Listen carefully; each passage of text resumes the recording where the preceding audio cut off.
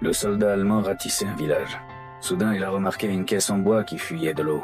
Il l'a ouverte et a découvert une femme juive enceinte à l'intérieur. Leurs regards se sont croisés et l'air était inhabituellement calme. Étonnamment, le jeune soldat a tranquillement fermé la caisse, faisant semblant de n'avoir rien vu. Il s'est ensuite dirigé vers la porte. Mais le lieutenant derrière lui l'a soudainement appelé. Puis la caisse en bois a été ouverte à nouveau. À ce moment-là, la femme juive enceinte était terrifiée et désemparée. Elle s'est assise difficilement dans la chaise, répondant aux questions incessantes du lieutenant, quand le lieutenant s'est enquis de l'endroit où se trouvaient les troupes soviétiques. La femme a répondu fermement qu'elle ne savait rien. Elle a alors dit au lieutenant qu'elle était enceinte de 8 mois, et espérait qu'il lui épargnerait la vie, contre toute attente. Le lieutenant s'est immédiatement intéressé. Il a attrapé la femme par les cheveux et l'a traînée directement dans la neige.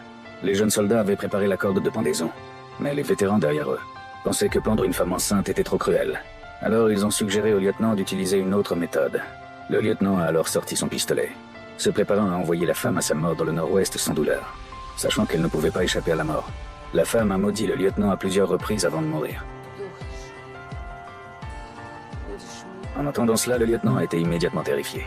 Il a ensuite confié cette tâche cruelle au jeune soldat, qui n'arrivait pas à se résoudre à le faire.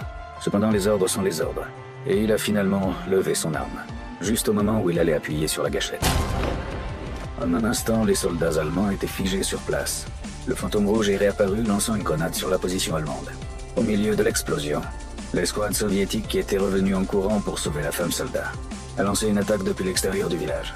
Au même moment, la femme a profité de l'occasion pour se cacher dans un tas de bois. Pendant ce temps, le fantôme rouge a activé son mode chasse.